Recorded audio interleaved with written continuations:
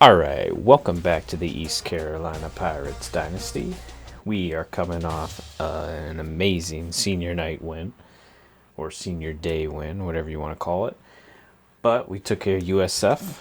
We're now 6-4, and we have 2 games left. We're going to our rival, Central Florida, next. But first, we're going to check out some recruiting. Let's check out the board.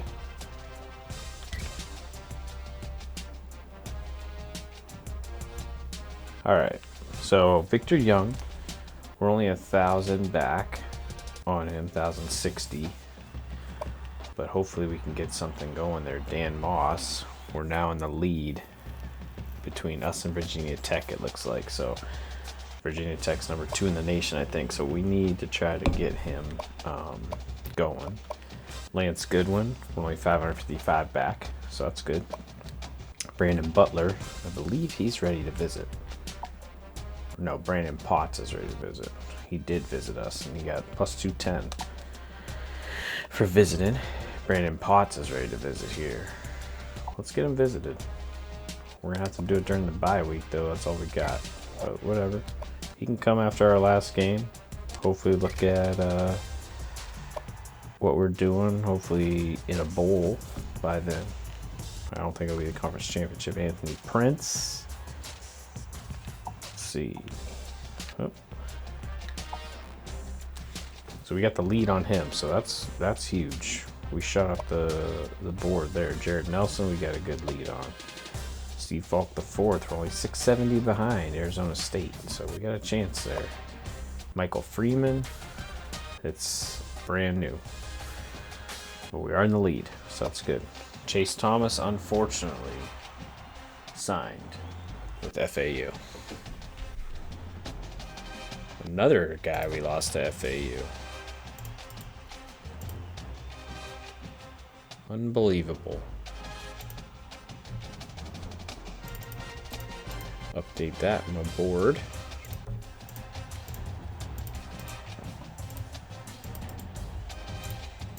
Okay.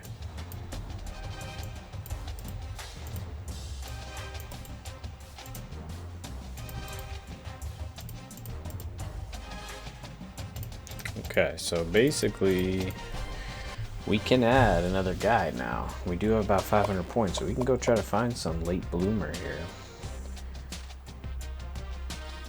But we're going to have to do it from a pipeline for our home state, so let's go check it out. Let's go check what we got, and then next week we're definitely going to scout those guys, because I just wanted to wait a little bit longer, see if we can get some of these other guys to commit.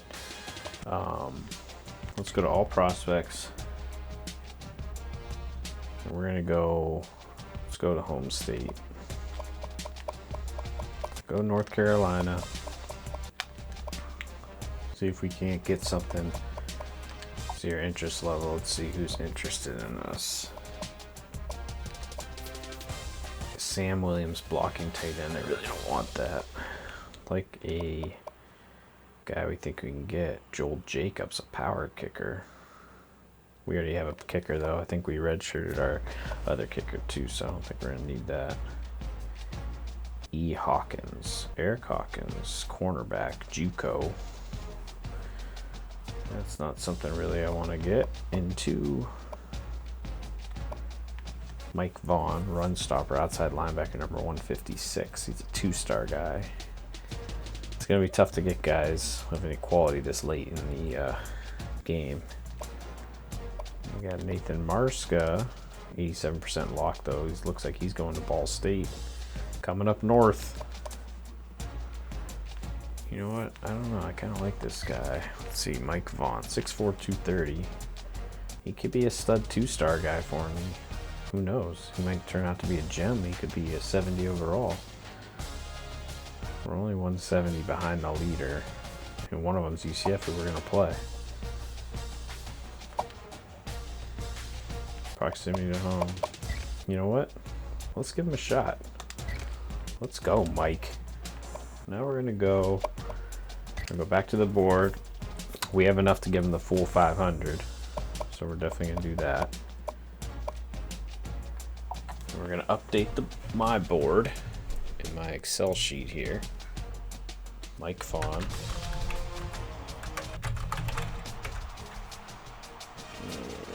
He is outside linebacker. Number 156. 2-star. He's got good size though. Can't coach size, but I can make you into something. Out of Marion, North Carolina. Alright, let's see if we can get him. I'd like to get some of these other guys dialed up here. Let's see how close we are to this. Let's see how close the lock is. Alright. So he hasn't... We're just basically in a battle now. Must stay within 1433 to stay in the battle. So hopefully we can stay in that battle. We need Victor. Dan Moss, we're in the lead. We did not make a cut on him. It's good when we stay in the lead. We got a lot of battles going on. This, we got 77% locked right now. Brandon Potts, 56% locked. Anthony Prince, we're there. We're there. We're the only one to offer him a scholarship too. It's like, come on. Steve Falk the 4th. Oh no, he's going to ASU week 14. And I can't even schedule him, can I? Visit? I can schedule a visit. Let's visit. Ooh, week 15. I can steal it right after ASU gets him. Let's see. Oh, there's no more ready for visits. Okay, so that's good. This guy's not ready yet. Still only 22% locked, and this guy's 23% locked. So we got some time here. We lost Chase Thomas. It's all right. Okay. So that's basically what we're doing recruiting-wise right now. Like I said, next week we'll scout. We'll scout the guys we already got and see what kind of guys we're bringing in East Carolina, because we need some beasts. Let's check out the pipeline state. I like looking at the state view. It's neat to see where our guys are targeted at. So basically all along the East Coast. A couple outsiders. So we got a guy from Ohio, one from West Virginia, one from Pennsylvania, and the rest are in our pipeline areas. I guess we have one other from Maryland, but this West Virginia guy is within our radius, so only 4 outsiders. What's a state view? I was already on the state view. Prospect map. Let's go. What's a state view here? Ah, okay. Let's see. That's pretty neat. I swear this game was the best. Every time I find little gems like that just to see it. Alright, so we're done with recruiting now. We got that taken care of. And I'm glad to say also that we have no suspensions this week and no guys are academically ineligible. So that's good. We're doing well.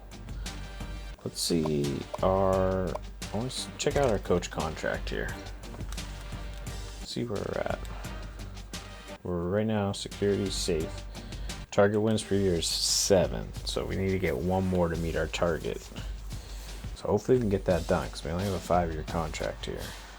We were 8-5 last year, so they're going to be looking for us to do something. See what we can do.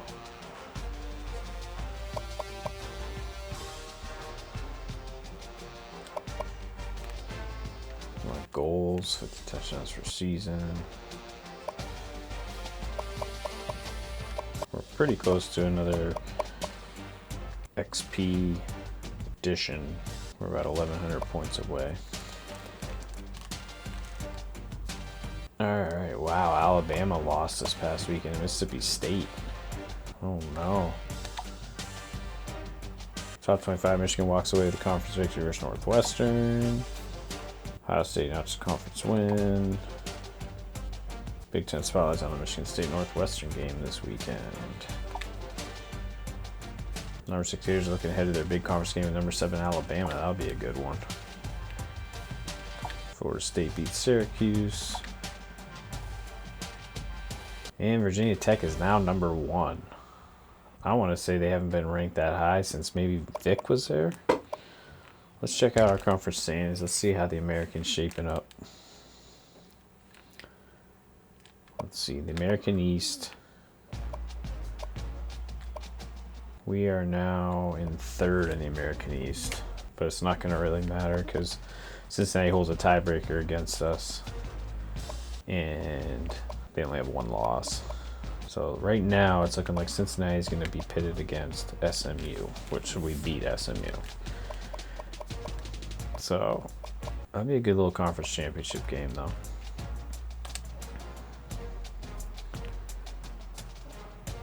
Okay.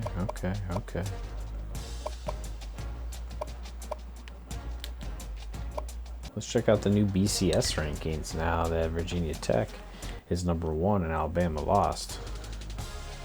Whoo, Texas is there, huh?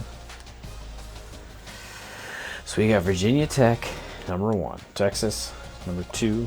Ohio State, number 3. Notre Dame, number 4. This is going to be an interesting playoff. I really hope I can get it to work with the editor. Look at all these teams that pick from 9-1. Look at all those 9-1 teams. Obviously, it's going to make a difference once conference championship games are played, but wow, the top 10 is crazy. Virginia Tech playing Toledo this late in the year. Wow, nice schedule. All right. So we don't have to do anything more on the depth chart. We already have Demetrius Monty at -14. He's going to be fine there. Injury-wise, DeMel Hickman, bruised sternum last game. And we do have to check the concussion protocol, though. So, go to the concussion protocol. So right now, going to determine whether or not Warren Saba is going to be available for this week's game against our rival UCF. So heads, if I flip heads, it's going to be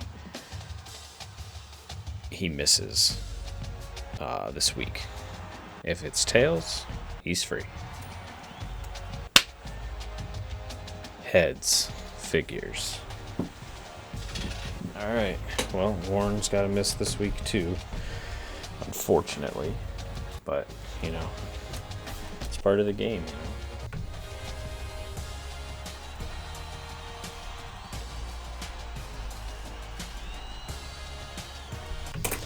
It's unfortunate, but, you know, with East Carolina here, we've had a lot of bad things happen to us this year with all the suspensions and everything, but let's just check out the injury report real quick, just to make sure there's no one else we're thinking. No, Darius Penix, we're going to medical register him, and Chance Purvis is done for this season. So, all right. So let's go to the depth chart, and we are going to check out UCF and do a little game planning.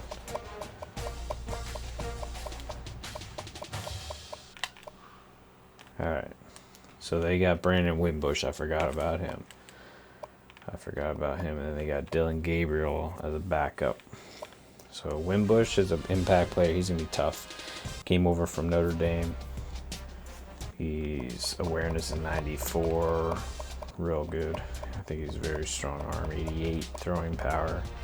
72 throwing accuracy, though. So once again, that makes me think we got to press these guys. We got to get on these guys and make him try to throw it into tight windows. Adrian Killens, he looks like he's pretty good. 93 speed. We got to watch out for him. We got to try to make sure we play the run, which could be more of what they do. Wide receiver, Gabriel Davis, Trey Nixon. They got some speedy guys and some possession guys. So we got to try our best here to keep them under wraps. So we'll see what we can do. Like I said, I think we're going to try to press them, but you know, a 92 speed on Trey Nixon worries me. Same with that 91 on Kevon Ahmad. So we gotta be careful about that. If we're going to do that, if we're gonna press, this is what we'll do. We'll focus on one of those guys. So if we're gonna press, we'll either focus on Nixon if he's on the field or on Kevon Ahmad. Preferably Nixon though, because he's the junior receiver and he's gonna be difficult there. So if we're gonna press him, we're gonna focus on him so that another guy will be watching him. Tight end, I'm not worried about. Left tackle is okay. Samuel Jackson. Cole Schneider, he's pretty good. He's pretty good though. He looks like a bruiser mauler. Jordan Johnson's pretty good. So they got a pretty decent offensive line. I think the guys that are really good on there will even out the guys that aren't good.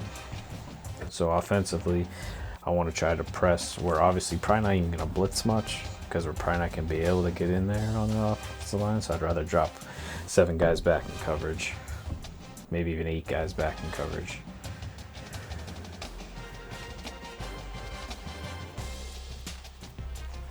All right, so Randy Charlton's an impact player on the defensive line.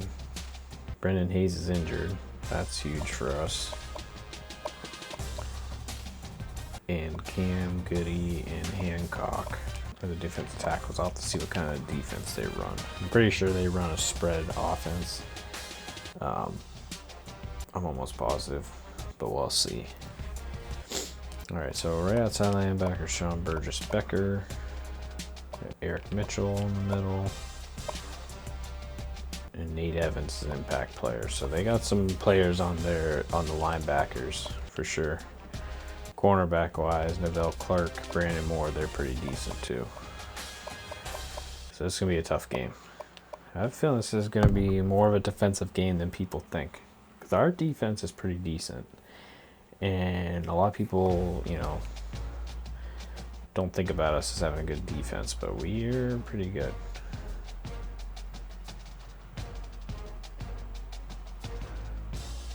The free safety, strong safety, wow, Richie Grant, 93 overall. This might be the best strong safety we've played this year. This is going to be tough to throw against. We're going to have to try to establish a run.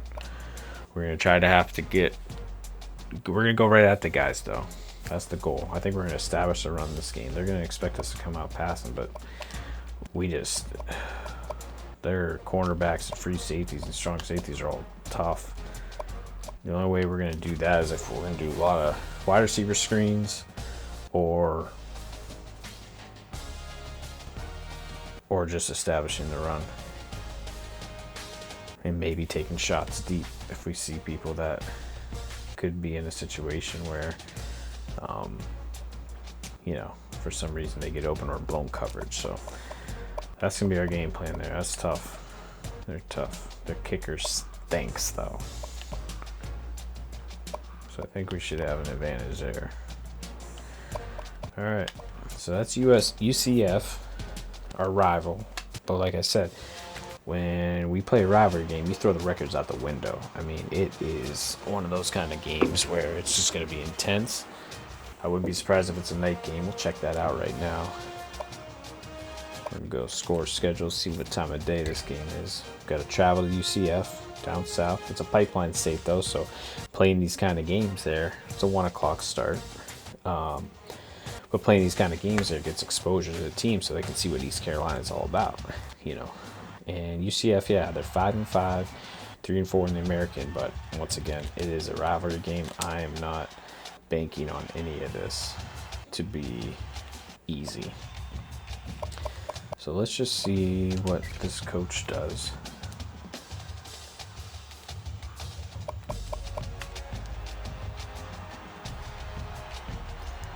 All right. Randy Shannon. He's a defensive coordinator. I don't know why I did that. I want the head coach.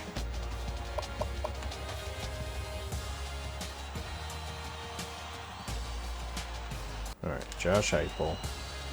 Let's see what he's got going here. Their spread offense, that's what I expected. And they're on a 4-2-5. So they're going to have a bunch of the safeties on the field. Like I said, this is going to be a very tough defense to go against, so we'll have to be ready for them.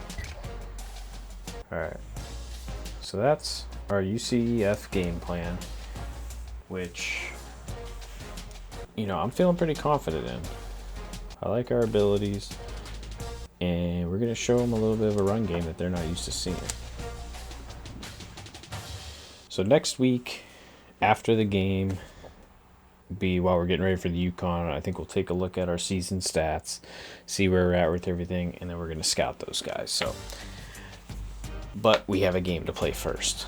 So our next episode is going to be at UCF, hopefully winning that rivalry game. We already won our first rivalry game this year against Marshall, and we're going to go for another one here and see what we can do. We'll see you next time.